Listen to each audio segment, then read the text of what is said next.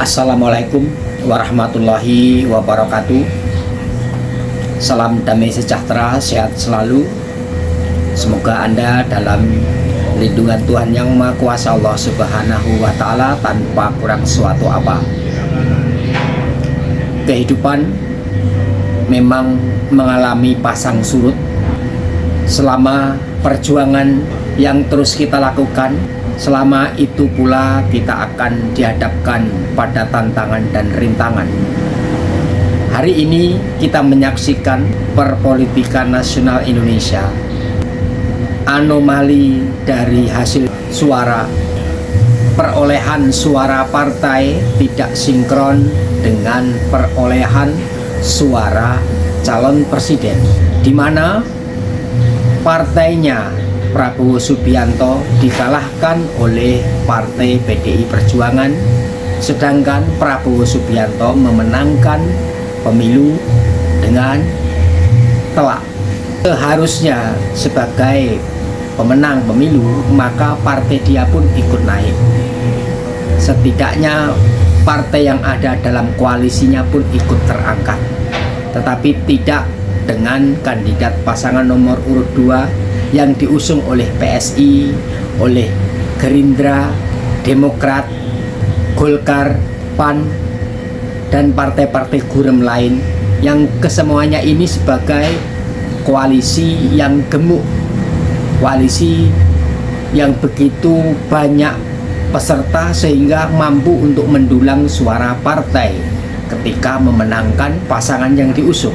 Tetapi yang terjadi adalah 58% atau sudah mencapai target untuk memenangkan pemilu, tetapi suara-suara partai para pengusungnya tidak mengalami kenaikan. Bahkan PSI tidak lolos pada ambang batas 4% parliamentary threshold. Artinya PSI yang sudah menggunakan nama Presiden Jokowi sebagai Jokowi Efek, memasang anaknya Kaisang Pangarep untuk menarik simpati massa memilih PSI, tidak terbukti. Artinya Jokowi Efek tidak berpengaruh pada perolehan suara PSI. Kalau Jokowi Efek punya pengaruh pada perolehan suara Gibran Prabowo, kenapa tidak berpengaruh pada anaknya Kaisang Pangarep? Kenapa tidak berpengaruh pada PSI? Kenapa tidak berpengaruh pada Gerindra? Kenapa tidak berpengaruh kepada partai-partai lain pendukung dari pasangan nomor urut 2? Kalau klaim mengatakan itu semua berkat Jokowi. Kalau sekiranya Partai PDI Perjuangan yang masih bertengger sebagai pemenang pemilu hari ini tak terkalahkan, itu bisa digembosi oleh Jokowi, seharusnya tidak cuma Ganjar Pranowo perolehan suaranya yang anjlok. Harusnya Jokowi bisa menggembosi PDI Perjuangan, sebagaimana yang dikatakan bahwa Ganjar Pranowo itu anjlok karena tidak ada dukungan Presiden Jokowi. Harusnya PDI Perjuangan pun demikian juga anjloknya. Tetapi anomali ini terlihat, PDI tetap menang, calon presiden PDI kalah. Suara Ganjar seolah-olah hilang. Siapa yang mencuri suara Ganjar? Seharusnya hilangnya suara Ganjar diikuti oleh hilangnya suara caleg PDI. Kalau ingin sejajar, ingin rapi sebuah permainan. Tetapi ternyata kejanggalan ini membuka pintu masuk untuk menyelidiki kecurangan, karena suara yang hilang begitu besar pada suara Ganjar ini menjadi catatan akan lubang kesalahan yang ada di sana. Kemudian sekiranya suara Ganjar yang hanya 16%, lebih dikit, tidak sebanding dengan kenyataan di lapangan ketika sebelum pencoblosan, di mana-mana Ganjar mendapatkan perlakuan istimewa, mendapat sambutan yang begitu antusias, begitu meriah oleh banyak para simpatisan dan solidnya pendukung Ganjar ini bisa kita lihat dari pergerakan-pergerakannya. Apakah betul suara Ganjar hanya 16%? Sedangkan di sana ada yang namanya partai pendukung seperti Perindo, seperti P3, ada tokoh-tokoh yang ikut menyumbangkan suara tentunya. Profesor Mahfud MD, ada perwakilan milenial Alam Ganjar yang begitu dicintai, begitu banyak diulu-ulukan di sosial media, dan masih banyak lagi faktor-faktor yang ikut menyumbangkan suara Ganjar Pranowo ini dengan harapan memiliki potensi kemenangan yang tinggi. Tetapi ternyata kemenangan itu hanya kemenangan partai yang diperoleh. Seharusnya berkaca pada pemilu sebelumnya ketika SBY memenangkan pemilu, waktu itu pemilu dimenangkan di periode kedua oleh Presiden SBY dengan perolehan suara 60%. Partainya pun sebagai pemenang di parlemen dengan menguasai lebih dari 17% suara. Sedangkan PDI Perjuangan sang penantang pertahanan, dia di urutan ketiga setelah Golkar. Ini sesuai, presidennya menang, calon presiden menang, partai yang ada di parlemen pun menang, sehingga seimbang kemenangan itu. Tapi hari ini terjadi keganjilan, kemenangan partai justru kekalahan calon presidennya.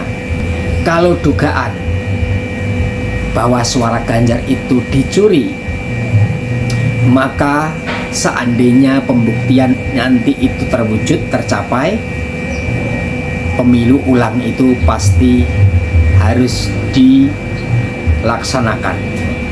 Karena andai kata ini dipaksakan untuk tidak diulang atas dasar kecurangan yang sudah ditemukan, sudah sesuai dengan temuan dan bukti serta memenangkan gugatan, kalau tidak diulang, yang terjadi legitimasi kepemimpinan presiden yang akan datang akan terganggu.